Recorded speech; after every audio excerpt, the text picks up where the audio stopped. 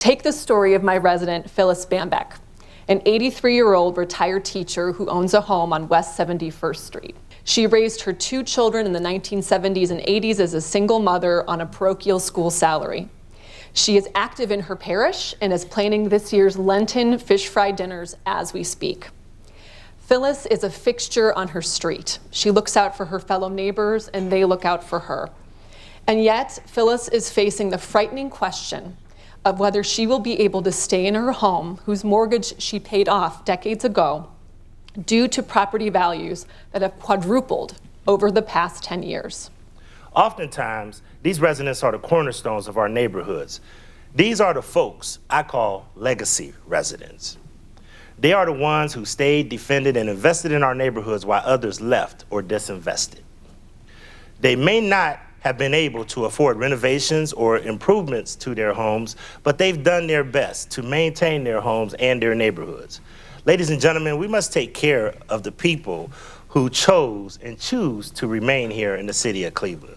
She was recently able to save her home by challenging triennial and sexennial reappraisals at the Board of Revisions, a stressful process which she carried out with community assistance.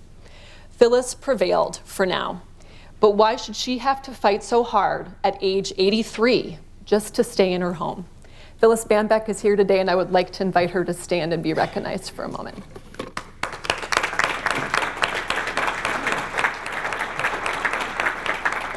The largest segment of delinquent taxpayers actually owe $3,000 or less. And this is something very important to remember because we can actually affect this in a positive way.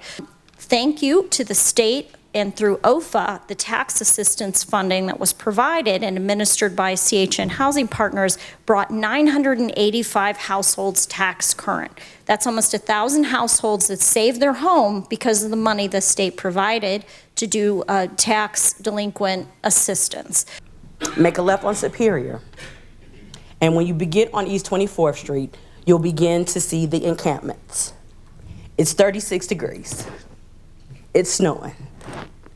And people are sleeping outside. Homeownership is declining, especially in our majority minority East Side areas where we've seen a 30% dive in homeownership. There are 28,000 residential parcels that are tax delinquent in Cuyahoga County, and the majority of these are clustered in the East Side of Cleveland. 54% of residential property sales in the East Side of Cleveland are going to investors. Potential owner-occupants have to compete with investors who frequently make cash offers with zero contingencies. The homes many of us purchased as our first home are disappearing, and not entirely due to reasons of affordability. The problem is finding someone to deal and take responsibility for it, and we don't have access to that information.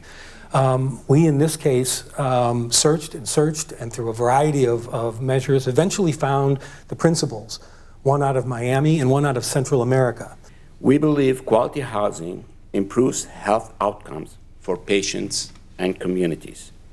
It makes patients and communities stronger, more resilient, and more prosperous. We have a backlog right now of over 500 citizens that want their homes to have these grab bars, shower bars, toilet support bars, because many citizens in a post-COVID world have decided they do not want to be in an assisted living facility. They want to remain independent in their homes. They want to be safe and secure. I became the first homeowner in my family, and later my mother purchased a home with Cleveland Housing Network, and my sister is looking to become a homeowner. The journey from homelessness to home ownership, thank you so much, it's really hard. The journey from homelessness to home ownership isn't just about bricks and mortar, it's about providing beacons of hope for me and countless residents in Greater Cleveland. Ohio Homebuyer Plus offers above-market interest rates to account holders who deposit money at participating banks or credit unions. Additionally, these contributors are able to claim up to a $5,000 per year Ohio income tax deduction for deposits that are made to these accounts, up to a total of $25,000 on the income tax deduction. It is great to hear success stories, and it's great to travel with this committee around the state because we have 88 counties, we have different regions.